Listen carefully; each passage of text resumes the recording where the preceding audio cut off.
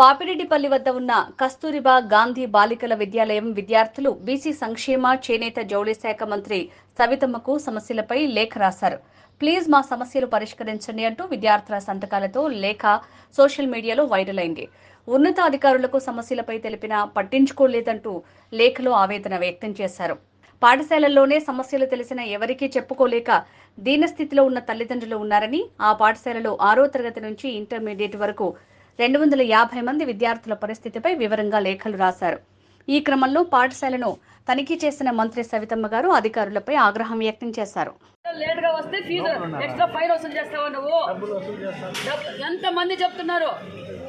Phone pay చేయమంటావా నువ్వు అర్ధరాత్రి పోయి పొద్దుతోని సాయంకాలంతో 7 గంటల పోయి నువ్వు అర్ధరాత్రికి వస్తే గేట్లు తెచ్చుకొని ఉండాలా? ఏందనుకుంటున్నావు నువ్వు? ఇంతమంది చెప్తున్నారు, ఎవరైనా ఒక్కరిని పిలిపించి చెప్పు. నువ్వు అందరు టీచర్లు చెప్పిందా? టీచర్లు కూడా ఇచ్చారు ఇక్కడ కంప్లైంట్. పిల్లలే కాదు, టీచర్లు కూడా ఇచ్చారు. ఏంది నీ ఇల్లు అనుకుంటున్నావా? ఆ మెయింటెనెన్స్ చూసినావా ఎట్లుందో? నువ్వు 1 నెల రోజులు నీ వాష్రూమ్లో నీళ్ళు రాకపోతే నువ్వు ఎక్కడ మోసుకొని పోయి తీసుకొచ్చుకుంటావా? పైకి సెకండ్ ఫ్లోర్కి నీళ్ళు ఎత్తుకుపోతారు ఆడపిల్లలు. రిపేర్ చేయిస్తే నీళ్ళు ఎందుకు రావడం లేదు? కింద బాత్రూంలో నీళ్ళు రావడం లేదు, పైన బాత్రూంలో నీళ్ళు.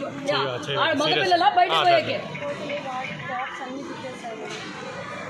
తిప్పేస్తారమ్మా. ఎన్ని రోజులు తిప్పుతావు?